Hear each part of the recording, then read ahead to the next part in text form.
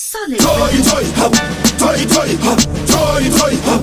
toy, toy, hop, toy, toy, hop, toy, toy, hop, toy, toy, hop, toy, toy, hop. Teacher Potasi Musakandanwe, Teacher Registasi Musakandanwe, Teacher Sapotasi Musakandanwe, Teacher Kutikira Igasi Musakandanwe Teacher Potasi Musakandanwe, Teacher Registasi Musakandanwe, Teacher Sapotasi Musakandanwe, Teacher Kutikira Igasi Musakandanwe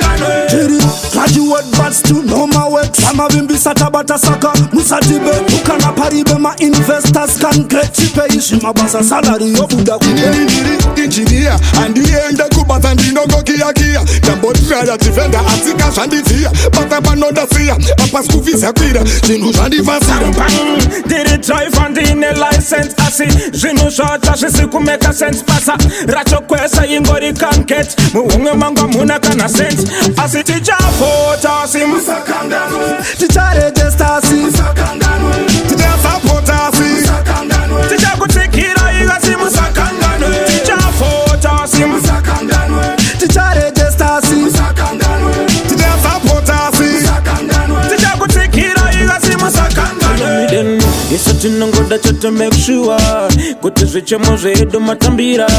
saka vakuru vangu make sure kuti gamuzotisiya tichitambura Dimi muri panyanga vatotamba Dimi vanu vachosofa zvakapesa Katonuruse vatachama Dai matondera kwa munova Dimi Senge vatasaruka pamvura nemasuweji marodzi ari damage Kuchipatara kurapwa kwato too expensive Kokuzoti mshonga, kokuzoti mapiritsi Toda zvepisi kwete zvemafake promise Tija Potasi Musakandanwe, Tija Registasi Musakandanwe, Tija Sapotasi Musakandanwe, Tija Kutikira Igasi Musakandanwe Tija Potasi Musakandanwe, Tija Registasi Musakandanwe, Tija Sapotasi Musakandanwe, Tija Kutikira Igasi Musakandanwe toy, toy, hop, toy, toy, hop, toy, toy, hop, toy, toy, hop, toy, toy, hop, toy, toy, hop, toy, toy, hop, toy, toy, hop, toy, toy, hop, toy, toy, hop, toy, toy, hop, toy, toy, hop,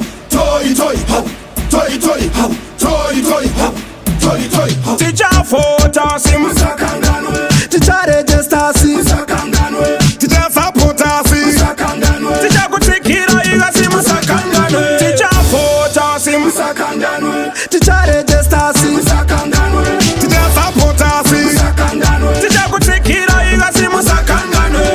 Ulinosa Musakandanwe, Abababi Musakandanwe,